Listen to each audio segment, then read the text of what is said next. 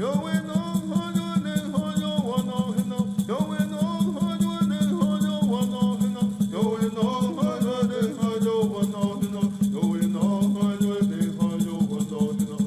25. The End of the Dream. After the soldiers marched away, Red Crow and I started back toward Pine Ridge together. I took the little baby that I told you about. Red Crow had one too. We were going back to Pine Ridge because we thought it was peace back home, but it wasn't so. While we were gone, there was a fight around the agency and our people had all gone away. They had gone away so fast that they left all the teepees standing. It was nearly dark when we passed north of Pine Ridge, where the hospital is now, and some soldiers shot at us, but didn't hit us. We rode into the camp, and it was all empty. We were very hungry because we hadn't eaten anything since early morning, and so we peeped into the teepees until we saw where there was a pot with papa, dried meat, cooked in it. We sat down in there and began to eat. While we were doing this, the soldiers shot at the teepee, and a bullet struck right between Red Crow and me. It threw dust into the soup, but we kept on eating until we had our fill. Then we took the babies and got on our horse and rode away. If that bullet had only killed me, then I could have died with papa in my mouth. The people had fled down Clay Creek, and we followed their trail. It was dark now, and late in the night we came to where they were camped without any teepees. They were just sitting by little fires, and the snow was beginning to blow. We rode in among them, and I heard my mother's voice. She was singing a death song for me because she felt sure I had died over there. She was so glad to see me that she cried and cried. Women who had milk fed the little babies that Red Crow and I brought with us. I think nobody but the little children slept any that night. The snow blew, and we had no teepees. When it was getting light, a war party went out and I went along, but this time I took a gun with me. When I started out the day before to Wounded Knee, I took only my sacred bow, which was not made to shoot with, because I was a little in doubt about the Wanekia religion at that time, and I did not really want to kill anybody because of it. But I did not feel that way anymore. After what I had seen over there, I wanted revenge. I wanted to kill. We crossed White Clay Creek and followed it, keeping on the west side. Soon, we could hear many guns going off, so we struck west, following a ridge to where the fight was. It was close to the mission, and there were many bullets in the mission yet. From this ridge, we could see the Lakotas were on both sides of the creek and were shooting at soldiers who were coming down the creek. As we looked down, we saw a little ravine, and across this was a hill. We crossed and rode up the hillside. They were fighting right there, and a Lakota cried to me, "Black Elk, this is the kind of day in which to do something great." I answered, "How?" Then I got off my horse and rubbed the earth on myself to show the powers that I was nothing without their help. Then I took my rifle, got on my horse, and galloped up to the top of the hill. Right below me, the soldiers were shooting, and my people called out to me not to go down there, that there were some good shots among the soldiers, and that I should get killed for nothing. But I remembered my great vision, the part where the geese of the north appeared. I depended upon their power. Stretching out my arms with my gun in my right hand, like a goose soaring when it flies low to turn in a change of weather, I made the sound the geese make. And doing this, I charged. The soldiers saw and began shooting fast at me. I kept right on with my buckskin running, shot in their faces when I was near, then swung wide and rode back up the hill. All this time, the bullets were buzzing around me, and I was not touched. I was not even afraid. It was like being in a dream about shooting. But just as I reached the top of the hill, suddenly it was like waking up, and I was afraid. I dropped my arms and quit making the goose cry. Just as I did, I felt something strike my belt, as though someone hit me there with the back of an axe. I nearly fell out of my saddle, but I managed to hold on and rode over the hill. An old man by the name of Protector was there, and he ran up and held me, for now I was falling off my horse. I will show you where the bullet struck me sideways across the belly, here, showing a long deep scar on the abdomen. My insides were coming out.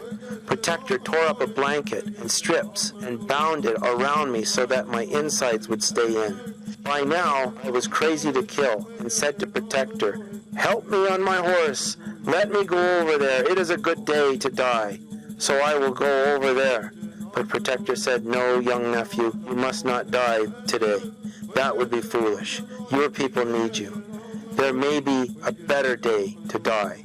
He lifted me into my saddle and led my horse away downhill. Then I began to feel very sick.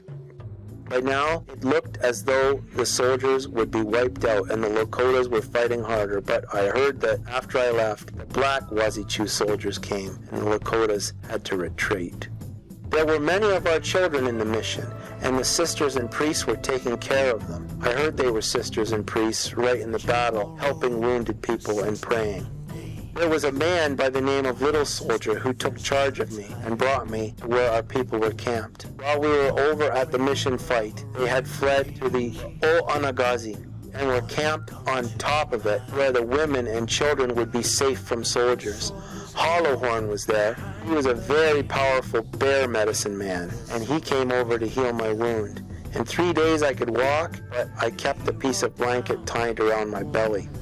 It was now nearly the middle of the moon of frost in the teepee, January. We heard that soldiers were on the Smoky Earth River and were coming to attack us in the O'Anagazi. They were near Blackfeather's place. So a party of about 60 of us started on the warpath to find them. My mother tried to keep me at home because although I could walk and ride a horse, my wound was not all healed yet. But I would not stay, for after what I had seen at Wounded Knee, I wanted a chance to kill soldiers. We rode down Grass Creek to Smoky Earth and crossed riding downstream. Soon, from the top of a little hill, we saw wagons and cavalry guarding them. The soldiers were making a corral of their wagons and getting ready to fight. We got off our horses and went behind some hills to a little knoll where we crept up to look at the camp. Some soldiers were bringing harnessed horses down to a little creek to water, and I said to the others, "If you will stay here and shoot at the soldiers, I will charge over there and get some good horses." They knew of my power, so they did this, and I charged on my buckskin while the others kept shooting.